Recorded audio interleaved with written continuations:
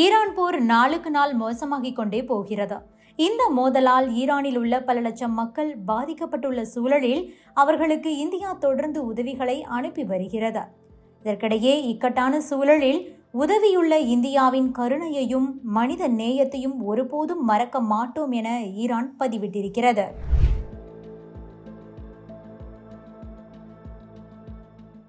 மத்திய கிழக்கில் போர் 4வது வாரத்தில் நுழைந்துள்ளது. கடந்த பிப்ரவரி 28 ஆரம்பித்த இந்த மோதல் முடிவுக்கு வருவது போல தெரியவில்லை. ஒரு பக்கம் அமெரிக்காவும் இஸ்ரேலும் இணைந்து தொடர்ந்து ஈரான் மீது தாக்குதல்களை நடத்தி வருகிறது.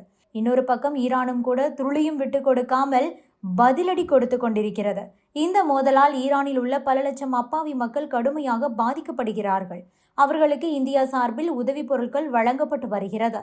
இதற்கிடையே இந்த மோதலில் இந்தியா வழங்கிய உதவிக்கு ஈரான் மீண்டும் நன்றி தெரிவித்துள்ளது. இந்தியாவின் கருணையையும் மனித நேயத்தையும் ஒருபோதும் மறக்க மாட்டோம் என ஈரான் பதிவிட்டுள்ளது.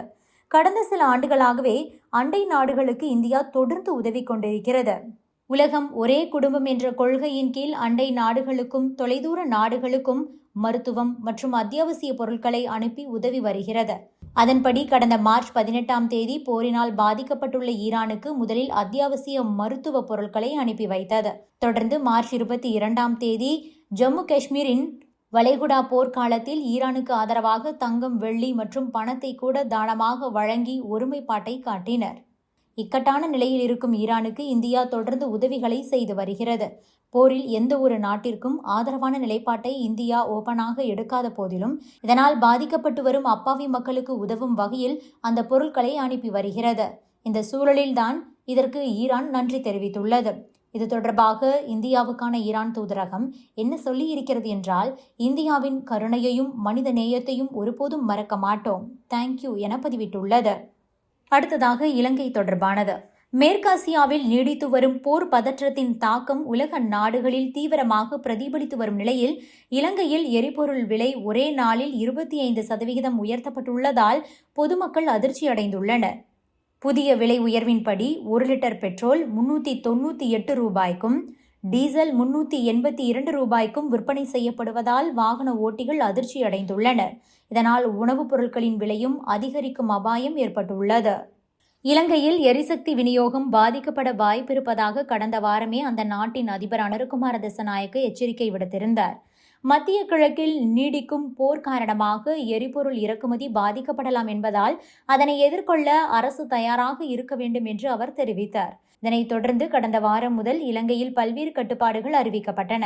குறிப்பாக ஒரு வாரத்தில் 4 வேலை நாட்கள் மட்டுமே அமல்படுத்தப்படும் என்றும் பல நிறுவனங்கள் வீட்டிலிருந்து பணிபுரியும் முறைக்கு மாற வேண்டும் என்றும் அரசு அறிவுறுத்தியது.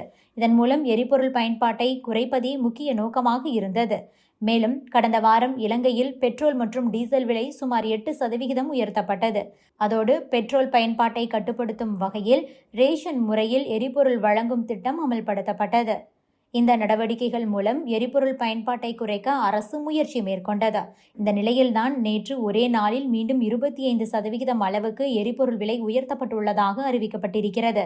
அதன்படி இதற்கு முன்பு 317 ரூபாயாக இருந்த 1 லிட்டர் பெட்ரோல் விலை 82 ரூபாய் உயர்த்தப்பட்டு 398 ரூபாயாக நிர்ணயிக்கப்பட்டுள்ளது. இதேபோல டீசல் விலையும் லிட்டருக்கு 79 ரூபாய் உயர்த்தப்பட்டு 382 ரூபாயாக விற்பனை செய்யப்படுகிறது.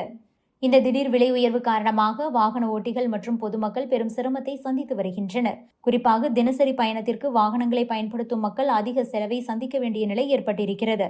இதனை முன்னிட்டு எரிபொருள் மற்றும் மின்சாரத்தை சிக்கனமாக பயன்படுத்த வேண்டும் என இலங்கை அரசு பொதுமக்களிடம் வேண்டுகோள் விடுத்துள்ளது.